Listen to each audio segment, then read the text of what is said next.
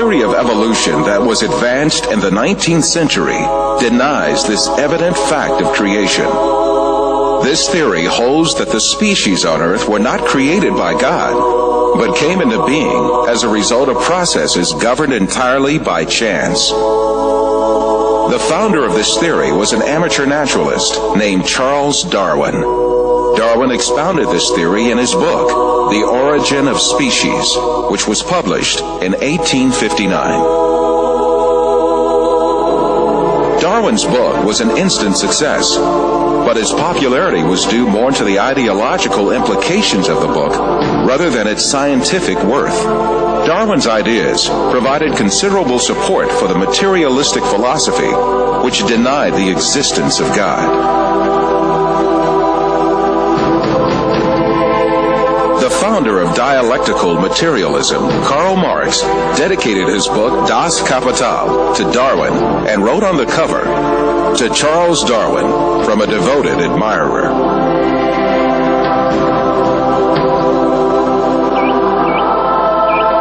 Darwin's theory argued that all species descended from a common ancestor by means of little cumulative changes in long periods of time. Darwin could advance no sound evidence to prove this claim. Indeed, he was himself aware of the great many facts that invalidated his theory. He admitted these in his book in a chapter entitled Difficulties on Theory. Darwin's hope was that these difficulties would be overcome by new scientific discoveries. But in fact, advances in science would refute Darwin's claims one by one.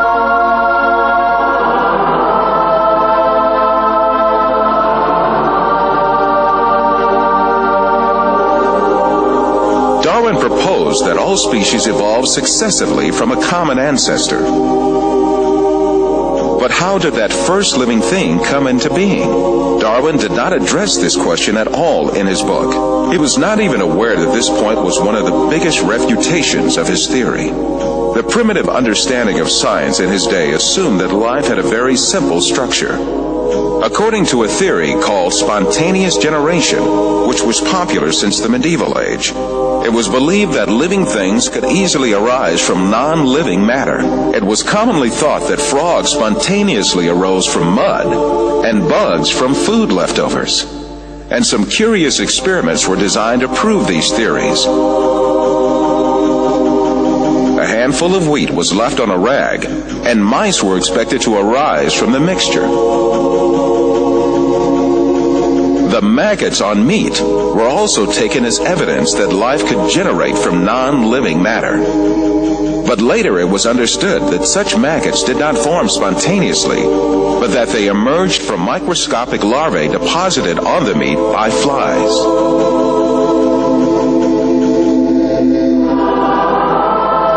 And in Darwin's time, the belief that microbes could emanate easily from non-living materials was very common.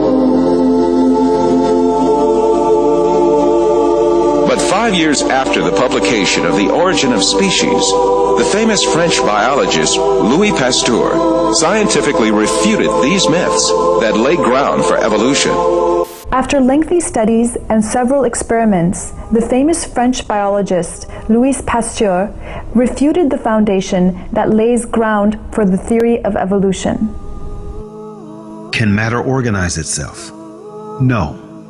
Today there is no circumstance known under which one could affirm that microscopic beings have come into the world without parents resembling themselves. The first evolutionist to take up the issue of the origin of life in the 20th century was the Russian biologist Alexander Oparin. His aim was to explain how the first living cell, the alleged common ancestor of all living beings according to the theory of evolution, could emerge. In the 1930s, Oparin formulated a number of theories to show how the first living cell could arise from inanimate matter by chance. However, his efforts ended in failure, and Oparin himself had to confess. Unfortunately, the origin of the cell remains a question that is actually the murkiest aspect of the whole theory of evolution.